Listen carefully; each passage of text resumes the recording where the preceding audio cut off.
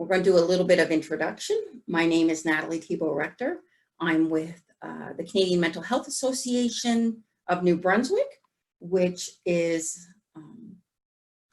it's an arm of the National Canadian Mental Health Association that's been around since 1918. So it's been over 100 years. And CMHA is a national charity that helps maintain and improve mental health for all Canadians. And they really are known as a nationwide leader and champion for mental health. We help people access the community resources they need to build resilience and support recovery from mental illness. I should mention at the very close of this presentation this morning, there will be a brief quiz. No, we're not going to test how much you learned, but what you thought of it, what you'd like to see in the future, that type of thing.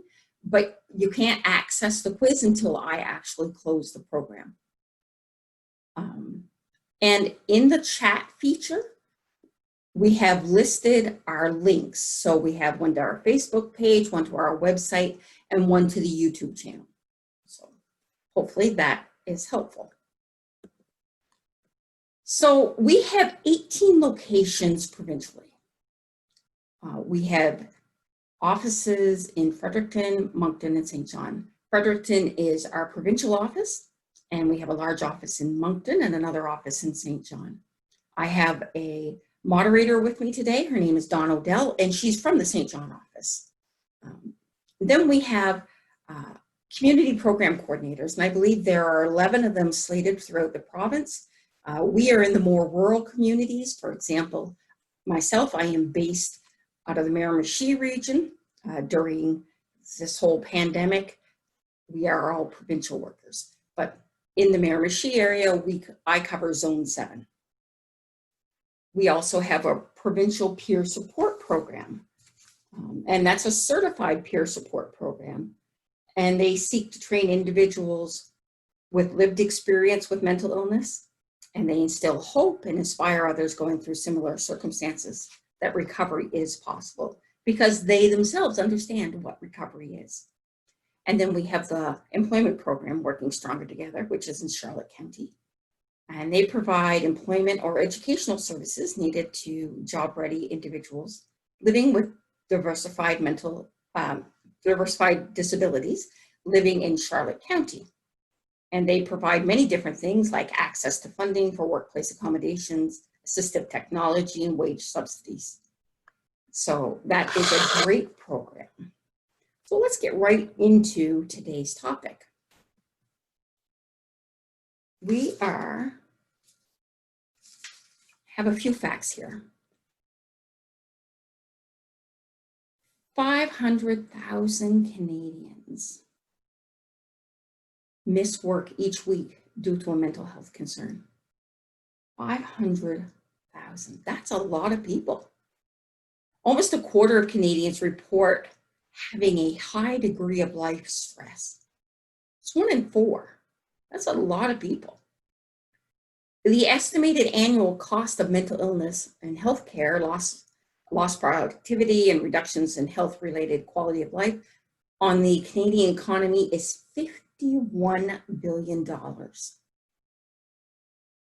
And 60 to 80% of visits to primary care doctors may be stress-related. Because we know stress-related things can have very physical manifestations. So we go for something that we think is a physical ailment, and it's stress-related. And people have mental health. All people have mental health. Not all people have mental illness, but all people have mental health, be it good or bad, and all of us can benefit from resiliency. Resiliency is that bounce back factor that allows us to come back from a difficult situation and do well again. So let's look at the mental health continuum. So if we look at the vertical line, we're going to call that our mental health line, okay? So at the top, we have high mental health or good mental health. strong mental health, however you want to label it. And at the bottom, we have low mental health. So with high mental health, we have good coping skills, everything's going well, we're able to function well. With low mental health, the opposite of that is true. So maybe we don't have so many coping skills, everything seems overwhelming, we don't deal with things well. Then if we look at the horizontal line, we have high symptoms of mental illness and then low symptoms of mental illness. So the horizontal line is your mental illness line.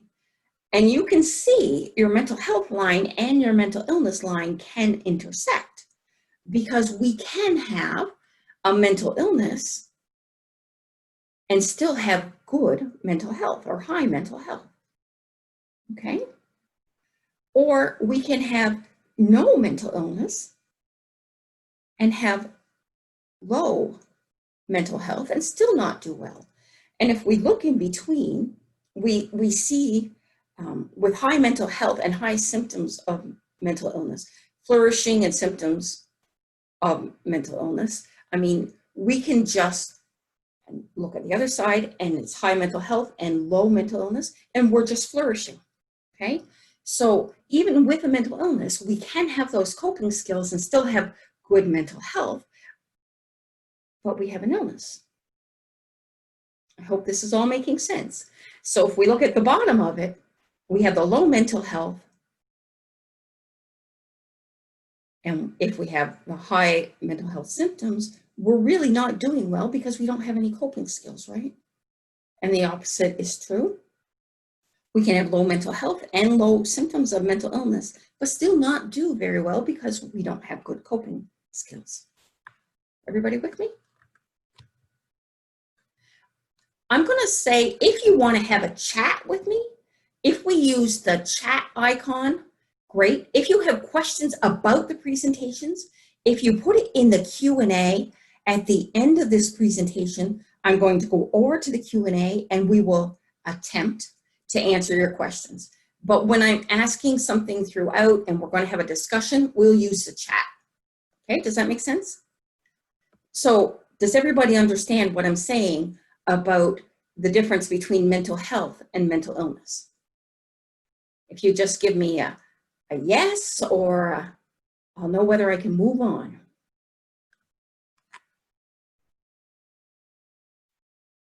Oh, I see. Yes, perfect. Thank you. Okay. Did I go too far? I love technology, don't you? Okay, so understanding stress. Our body's reaction to changes that require physical, emotional, or mental adjustment or response. So there's negative stress and there's positive stress. So stress equals when your pressure is greater than your response. So when does stress become too much? What do you think? When does stress become too much? If we have any ideas, we can put it in the chat.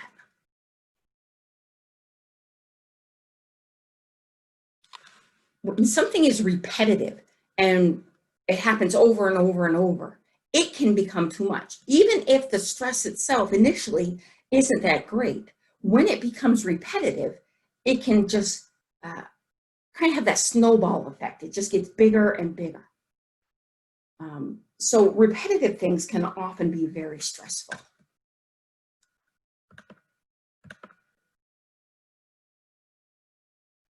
Yeah. When things, yes, absolutely. So when we feel overwhelmed for situations, anxiety attacks, yeah, those are all high stress.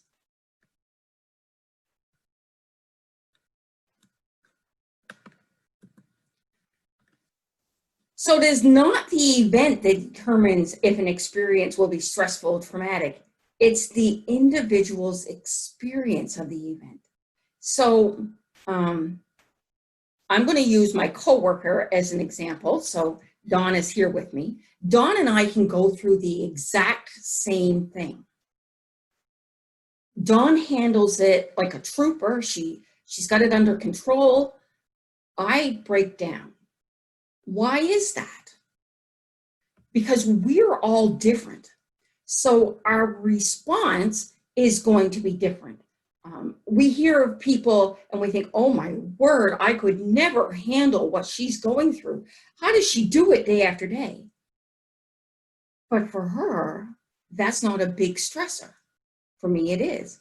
By the same token, she could look at my life and say, oh, I could never do that. But I don't feel that it's much of anything because we're all different and the things that stress us are going to be different. Does that make sense to everybody?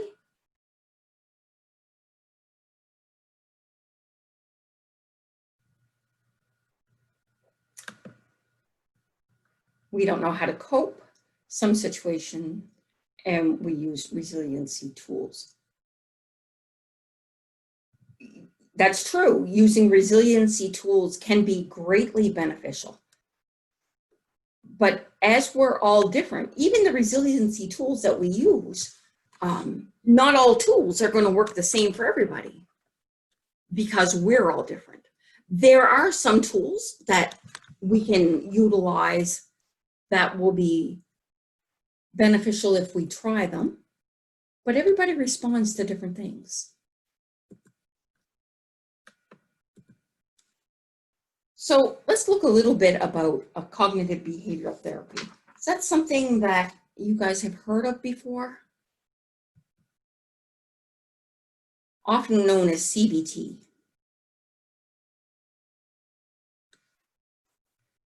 Okay, so cognitive behavioral therapy, it's kind of like everything is connected. So our thinking affects our feelings, and our feelings affect our behaviors, and our behavior affects our physical feelings, which affects our thinking, so everything is connected. So when we're able to change even one portion of this, everything is affected, okay? So if we're able to change our thinking, if we're able to change the way in which we view ourselves,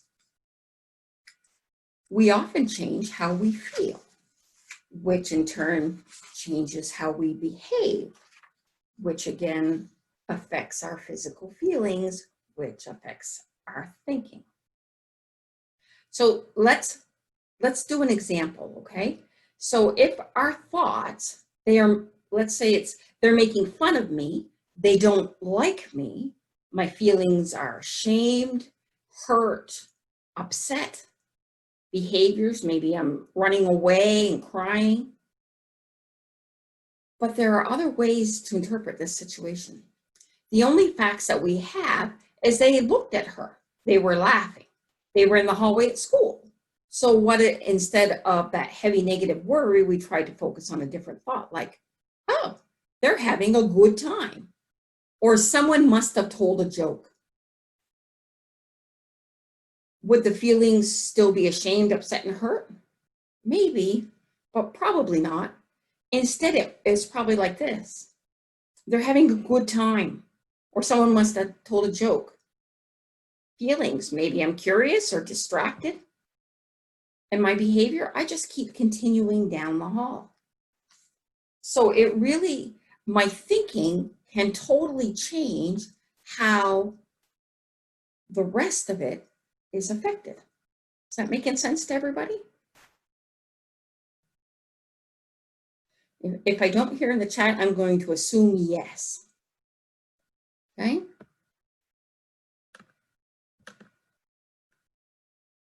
Yes, perfect. Thank you very much.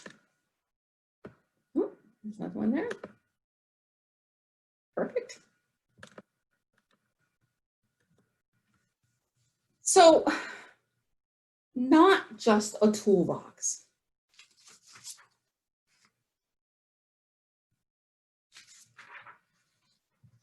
So first off, we need to assess your mental health? Does that make, how do we assess our mental health?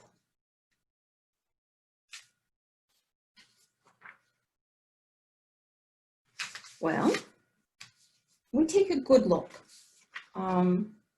Maybe even ask somebody we trust. Take notes. Make yourself a list. We need to review our action plan.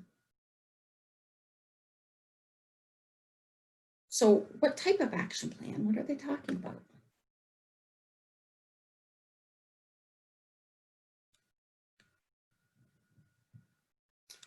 Okay, Melissa, can I ask you to put that in the question and answer, and I will get back to that, okay?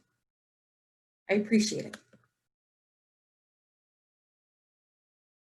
And access your skills or toolbox, okay?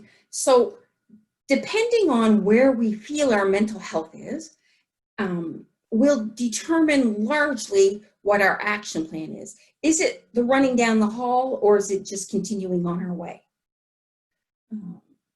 And access your skills or toolbox. And today we're really going to talk about our coping toolbox, okay?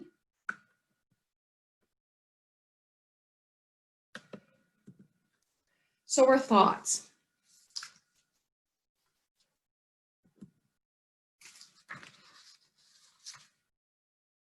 Self-awareness, regularly self-check-ins are helpful. Recognize your symptoms and triggers of stress. Look at your lifestyle, your routine, your values, your thoughts and perceptions. So it's important to recognize the source of your stress. Events such as the death of a loved one, starting a new job, or moving house, they are stressful. However, much of our stress comes from within us. How we interpret things, a conversation, a performance review, even a look determines whether something becomes a stressor. Negative self-talk, where we focus on self-criticism and pessimism or over-analysis, can turn an innocent remark into a major source of stress. Understanding where your stress originates can help you decide on a course of action. External stressors like bereavement or career changes can be managed over time with the support of family and friends. Internal stressors caused by your own negative interpretation require change in attitude and behavior. So the goal of managing stress is to cue the relaxation response. And it requires a change in attitude and behavior. The relaxation response is a psychological and sociological calming process our bodies go through when we perceive the danger and the stressful events have passed. And being aware of how you respond to stressors is the first step in successful coping strategies. Knowing how you respond and what your gut response is, and whether it's valid or something that we're feeling to almost, I want to say, an imaginary situation, something that we built up in our minds, will determine how we act. Y'all with me?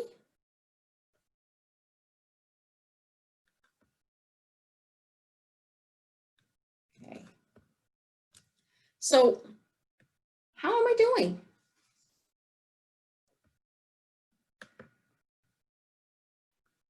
Thank you. How are we doing? Am I doing okay? What has changed?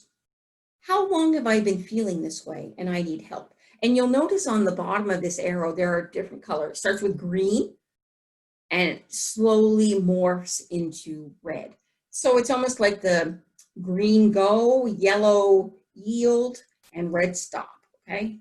So they're saying green is healthy, Yellow is reacting, orange is injured, and red is ill.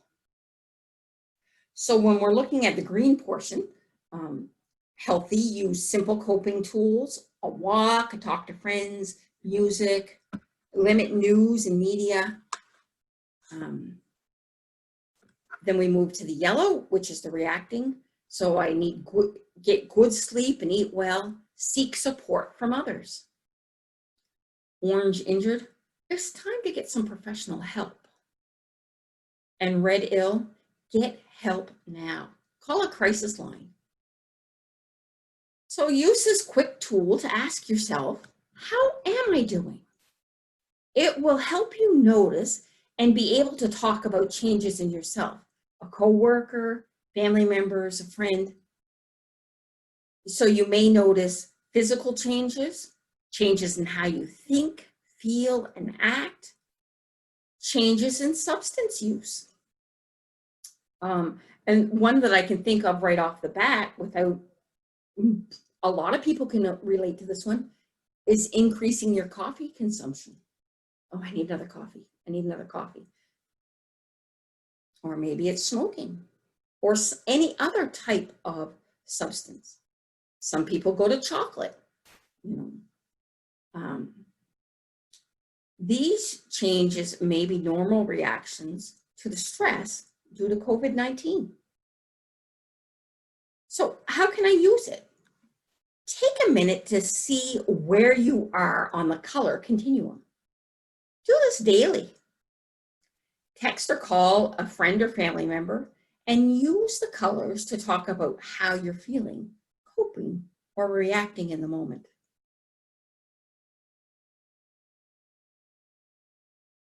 Do a color check in a team meetings or as a conversation opener with staff. And you can access the Continuum self-check tool, the workingmind.ca.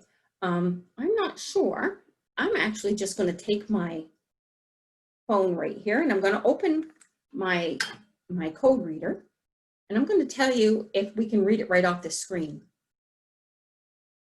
because that would be wonderful, because maybe you could save that web address. If I can find, oh, there it is.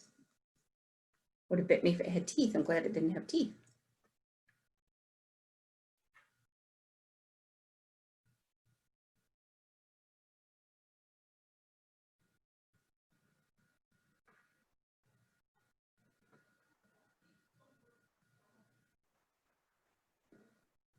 No, it will not.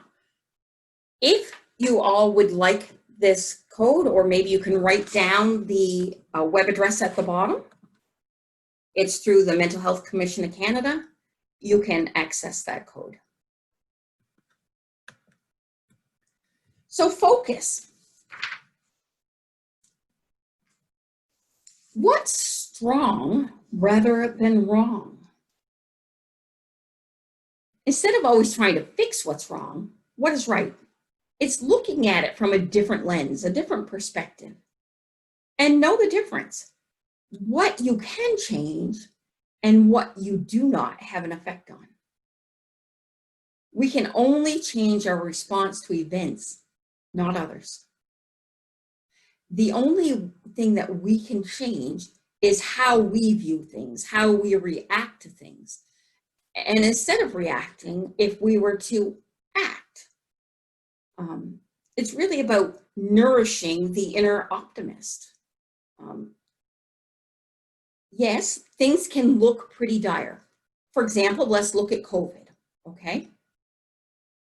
COVID has been difficult, but there have been good that has come out of COVID. For example, families are spending much more time together. Maybe we're shutting off so much media and spending time with people. And then once some of the restrictions were lifted, how good was it to recognize how much we need other people? There has been much good that has come as a result of COVID. We can look at it as it was a very terrible, traumatic experience, And yes, there were some terrible traumatic things about it, but there was good as well. And it's changing how we view things. Everybody with me?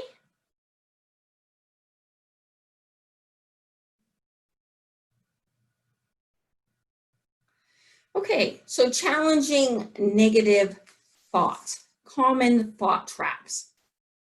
So it's the whole catastrophizing, making everything the worst possible scenario. So you've heard the old making a mountain out of a molehill, that type of thing. That's catastrophizing, making it the worst possible thing that could ever happen. So black and white thinking and emotional reasoning. So we have the automatic negative thought, which rolls into the negative emotion, which rolls into the unhelpful action. Remember the cognitive behavioral therapy bubble that we looked at, where your thinking rolled into your emotions, everything is connected. So when we can change that, it changes everything in the bubble. So our feelings.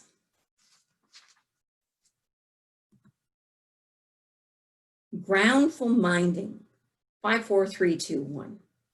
So 5 things you can see right now. Let's practice that.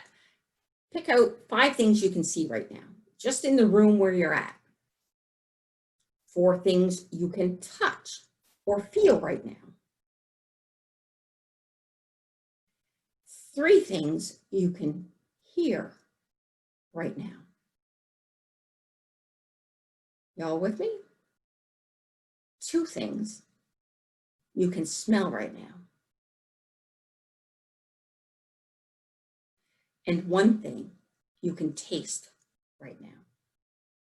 That is a way of grounding ourselves and getting us, getting our minds out of dangerous ground and bring us back to the present moment.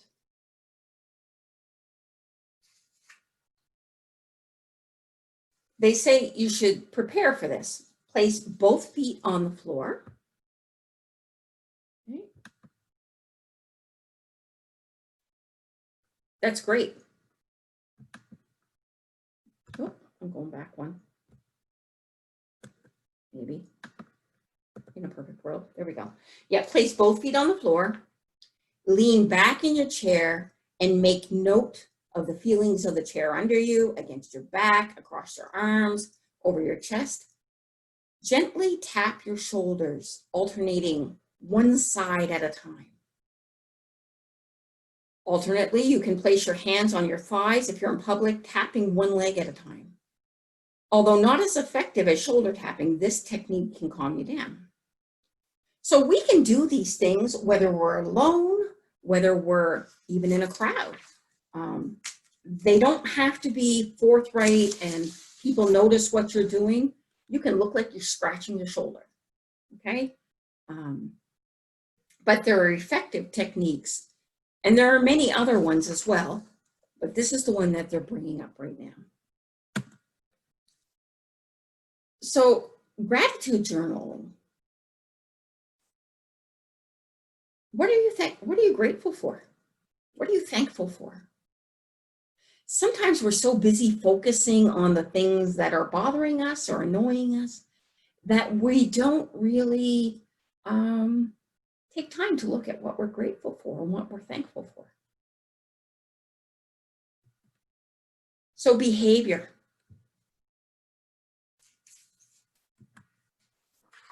This is really about making time, okay? Make time just to be with important people in your life. Make time for simply having fun and enjoying each other's company, and time for serious conversations. It really is about self-care. First thing we give up when we get overwhelmed is our self-care. Why is that? Do we not feel we're important enough? Get involved. Get involved in things that really matter. it provides us a great feeling of purpose and satisfaction, knowing you make a difference, no matter how big or small your efforts. Getting involved connects you with others in your community who share similar interests or values, and it connects you to groups of people that you might not normally meet. It can help you learn new skills, build confidence, and see your own experience in a different way. So the activity is volunteer. Be a volunteer.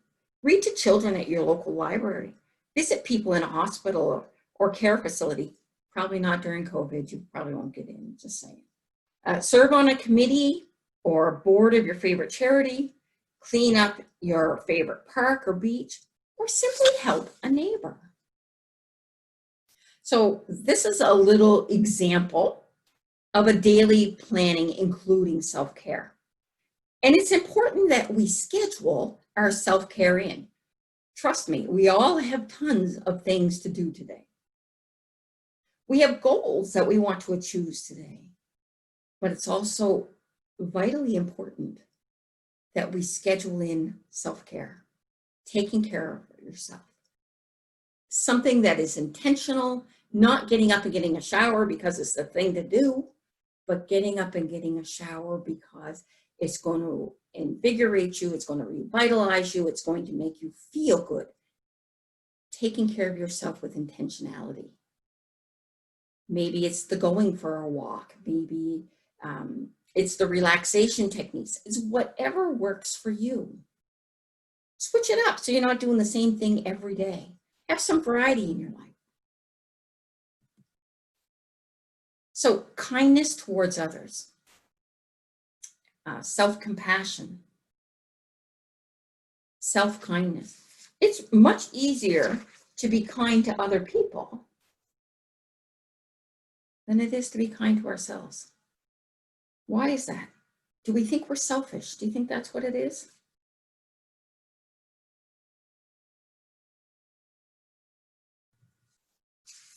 So what are the benefits of self-kindness?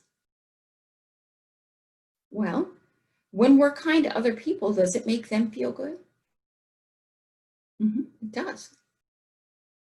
It touches you, doesn't it? When somebody is kind to you, does it touch you? Well, when you're kind to somebody else, it touches them. When you're kind to yourself, it should touch you. You need to know how important you are. You need to know that you're important in this world. We need to be kind to ourselves, because if we don't, we cannot ever be kind to somebody else. We run out of steam. We get burdened down. We need to consciously take the effort to be kind to ourselves. And really, some of the things that help us be kind to ourselves is that self-care component. Y'all with me?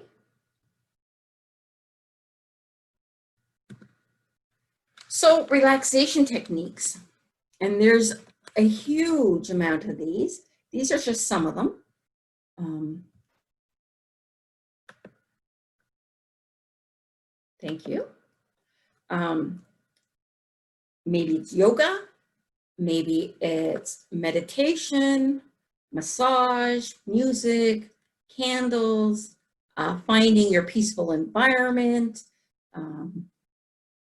going for a walk, Tai Chi. There's all kinds of different ones, okay?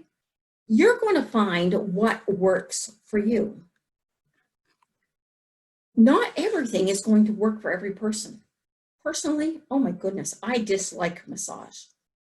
I know that sounds really strange, but I just don't like it. Now, what I do absolutely love is having somebody like a pedicure or something. I find it totally different.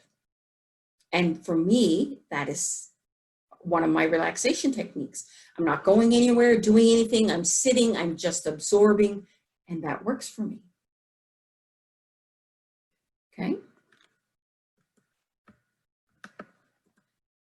So connect with others. Connecting with others is more important than you might think. Balancing social connections with things that give us achievement or enjoyment is crucial. Social connection can support lowering feelings of stress, anxiety, or depression. And you know what? I thoroughly enjoy invigorating meetings and bouncing ideas off of people and that whole creative aspect. But it's not the same thing as just de-stressing and unwinding with a good friend. It's just not the same thing. So social connections can support lowering feelings of stress, anxiety, or depression. So what are some ways you feel comfortable building new connections? So we're going to put that in the chat. This is you guys, it's time to shine. I'm opening my chat box so I can see them as they come with eager anticipation.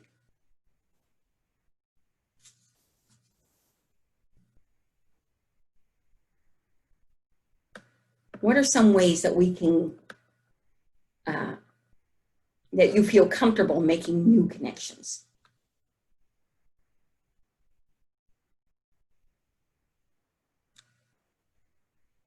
Maybe it could be volunteering, because you find people who have the same types of interests you do. Maybe it's going to some type of, I'll say, religious setting, because you have people that you have things in common with. Maybe it's going to a gym, because you're going to find people who are there for maybe some of the same reasons. So I'm going to encourage you this week to connect with someone. So what will you do to connect with someone? Right, to share knowledge about hobbies. That's a great idea.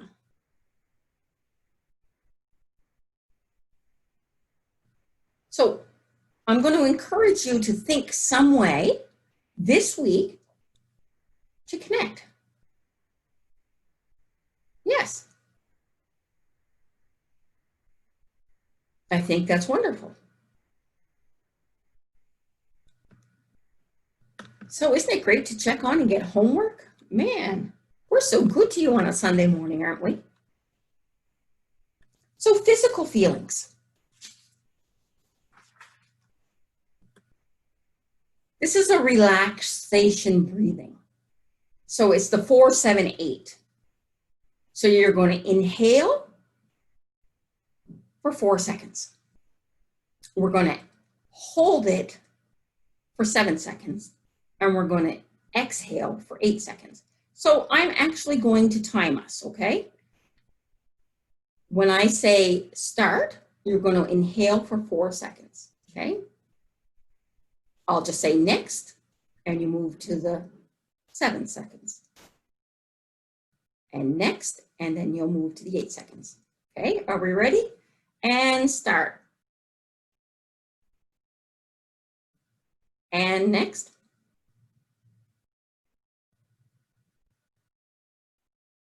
And next.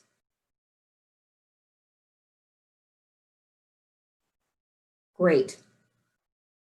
That is an easy relaxation breathing technique.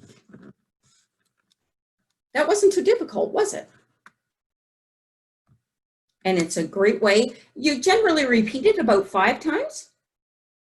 And that is a great way to start relaxing.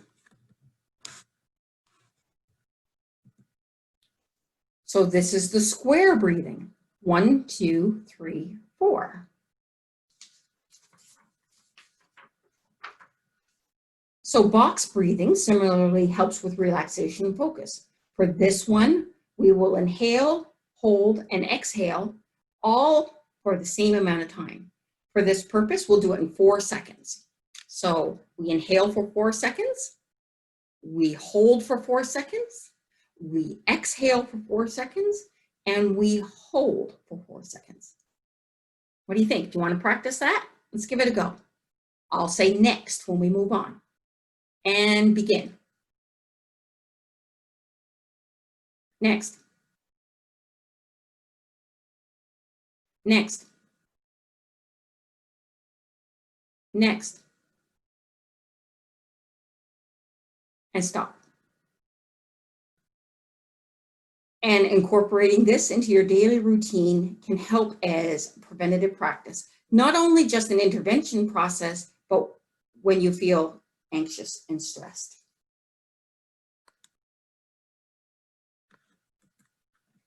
So sleep self-care. Setting a bedtime and a wake-up time. Structure is so important. One impactful way to improve sleep patterns and hygiene is to practice a sleep routine.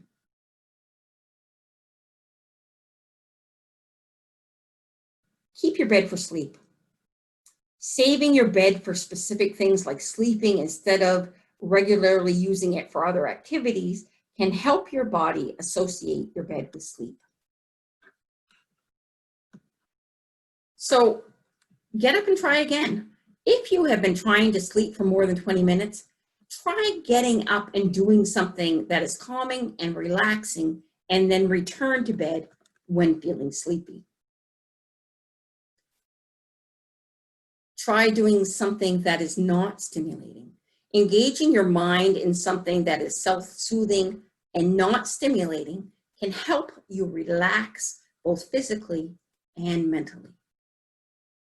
Avoid stimulants. So try to avoid caffeine, alcohol, and nicotine, as well as other stimulants for at least 4 to 5 hours prior to your anticipated bedtime. And avoiding naps. Avoid napping unless your body is indicating to you that you need one. That will help ensure that you are tired at bedtime. So develop a routine or ritual for sleep. Develop a practice that helps you teach and remind your body that it's time to sleep. Don't watch the clock. Over-attention to the time when you are not able to sleep can increase stress or anxiety, which can also stimulate the brain or body. Exercise or physical activity. Keeping active regularly and reasonably can help reduce energy at bedtime, both physically and mentally. Control exposure to light. Melatonin, which assists with relaxing and preparing your body for sleep, is secreted more when you're in the dark than when you're exposed to light. So shut off the screens. Reducing screen time, especially a few hours prior to bedtime, helps to train your body and internal clock to be more ready for sleep. Managing stress. Helping your mind wind down and clearing your thoughts, which reduce stress, anxiety, and worry, can support more relaxation for sleep.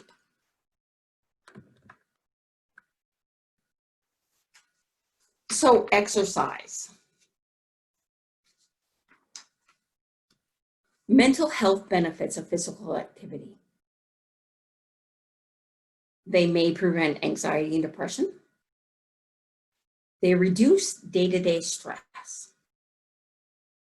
They may support prevention of cognitive decline. Cognitive is our thought center, so our thinking process. It may increase or enhance cognitive functioning, and it can support academic or employment concentration or performance. Sounds like exercise is very beneficial, doesn't it? They say we should move at least 30 minutes a day. Nobody's saying you need to go out and pump weights, although if that does it for you, go ahead.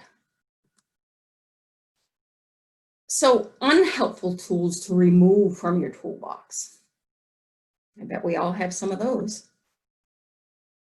So some common emotional escape strategies: avoidance, numbing and withdrawing, and anger.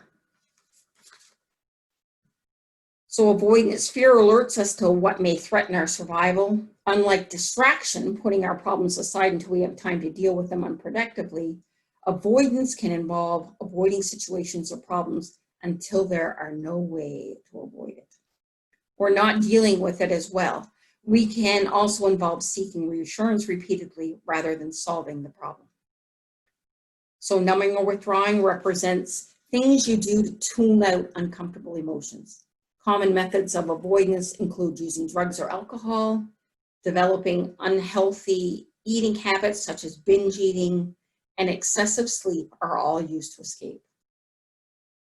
And anger is often a secondary emotion, meaning that the person initially feels a much more vulnerable emotion, such as rejection, anxiety, sadness, etc., but then feels and expresses anger instead.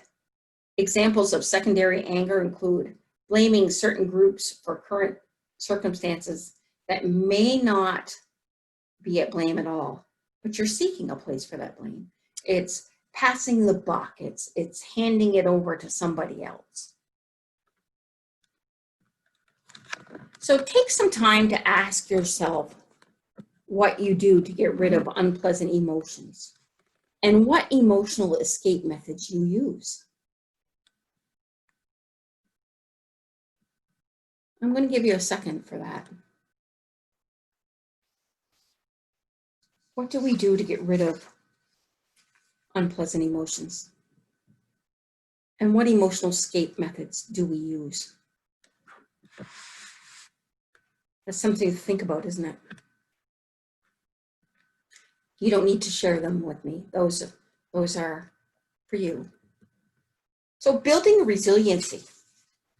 And resiliency really is that bounce back factor. Resiliency means that you're coping well with problems, stress, and other difficult emotions. Problems and stress are a normal part of life. Conflict happens to everybody. Situations like accidents and illness and unexpected life changes, they happen in everybody's lives. It's how we deal with it that is the resiliency factor. Resiliency is what helps you look at the situation realistically. It helps you take action and make changes. It lets you let go of the things that you can't change. So your resiliency toolbox may look like problem solving, assertiveness, balancing obligations and expectations, and developing support networks. While some people learn these skills during treatment for mental health problems, we really should think of them as skills for everyone. You can learn more about these skills online in books or through community organizations. And it really is about building your own toolkit. Set aside time to think about the resiliency tools that you already have. This might include skills like structured problem solving and people who can help you during difficult situations. Remember to include strategies that have worked for you in the past. Keep your list on hand and use it as a reminder when you need help. It's also a good way to see where you might want to build new skills and supports.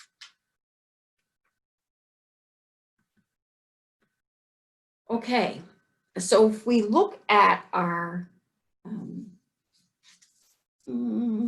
diagram, let's call it a diagram. It's really about building resiliency. If we see in the center, we have resiliency there, and everything kind of flows into resiliency. So you have your engagement, your relationships, meaning, your goal setting or achievements, your vitality, your positivity. So it's really at building those things. These are some of the things that we use to build our resiliency toolbox. So building resilience, make connections, avoid seeing crisis as insurmountable problems. Accept that change is a part of living. Move towards your goals.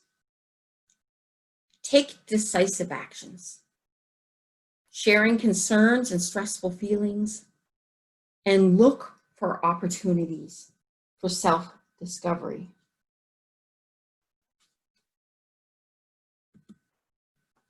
Nurture a positive view of yourself. That takes work, by the way. Keep things in perspective. Maintain a hopeful outlook.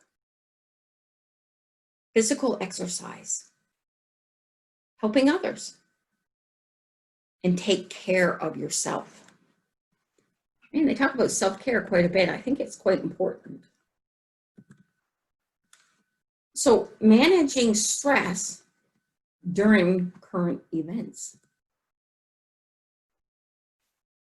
Coping strategies for current circumstances. Self-care is hard work. I mean, we have to think about it. Face stressors instead of avoiding them. Intentional practices that promote wellness. Stay active and keep yourself busy.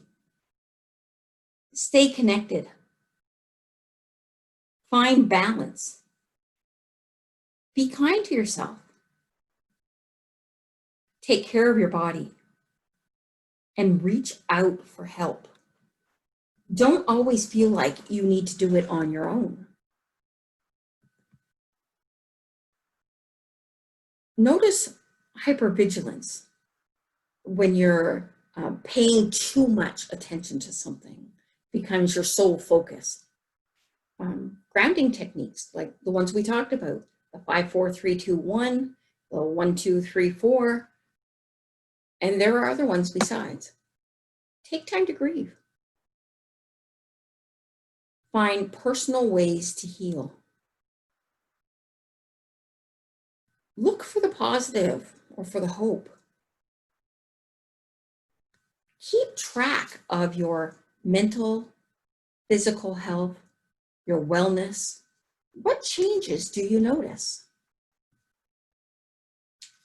Get to know your signs and share with your carers, those who look after you and care for you and support you. Reach out for professional support. And keep a list of your strategies and resources. So resources. Finding and accessing help. It can be challenging to find and access help. There are numerous pathways for getting and receiving support. So maybe it's friends and family, support lines, a general practitioner, mental health services, psychotherapist, psychologist, psychiatrist, community support services, employee assistance program, crisis services, and holistic practices. Holistic practices is really whole, so every part of your being, okay? And really is about balance and keeping everything in your life in balance. So the big white wall. It's free, safe, anonymous, 24/7 community support for adults and youth 16+. To cope with depression and anxiety as well as social isolation. Users can talk anonymously to others experiencing similar issues. The site is monitored by trained counselors 24/7. Users have access to online guided support courses on depression, anxiety, weight management, and more. Users can display feelings using images, drawings, and words to make bricks that are posted to the wall. Users can register online themselves or be referred by their primary care provider to bigwhitewall.ca. On the Big White Wall, I was able to connect with people all over the world, completely anonymously, monitored and safely, who were sharing my concerns. And that's from a client from the Big White Wall. So for questions or information, contact the team at bigwhitewall.ca. I'm just going to sit here for a moment so you can write that down if you're interested. To request marketing materials, email bigwhitewall@otn.ca. So we're just going to give that a second. I'm just going to go up to my Q&A while I'm here.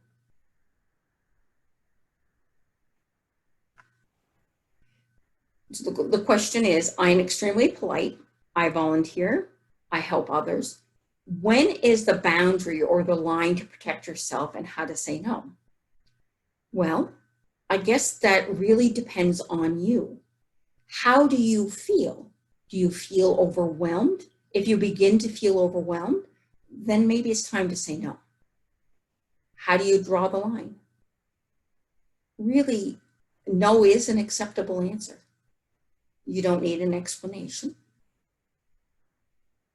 But it's never good to feel overwhelmed. If it's something that you love to do and makes you feel good, then go ahead and do it. But there needs to be balance. There needs to be time for you. I hope that answers your question.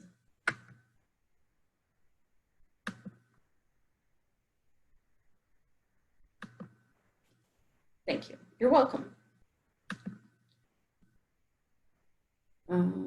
Is there another one? Nope. Okay, so I'm going to go to the last slide.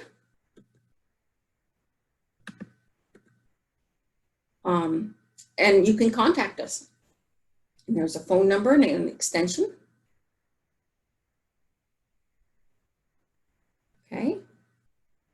Again, I'm going to close this if there are no further questions. I'm going to close the program. There will be a brief quiz at the end of this that we ask that you would fill out. We want to make these presentations everything that you would need them to be. Are there any other questions before I log off? I hope that you have found this beneficial. This is a brand new presentation to CMHA. I hope it was great.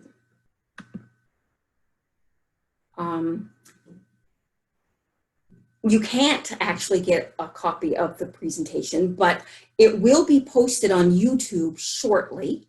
And you can take, screenshots of it, whatever you need to do. But because these presentations are owned by CMHA, we can't give them out. But you certainly can watch it again or take screenshots of it, use your cell phone camera, whatever you need, if that works. Probably it will be posted in less than a week.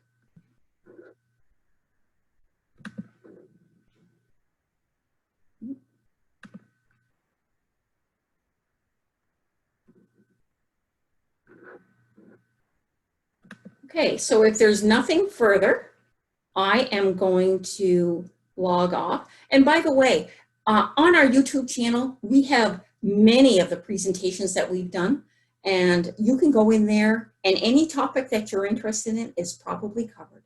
And if it isn't, write us. We'd love to know what it is you'd like to hear about. Okay, so I'm going to stop sharing. I'm going to thank you all for coming. You have a wonderful Sunday.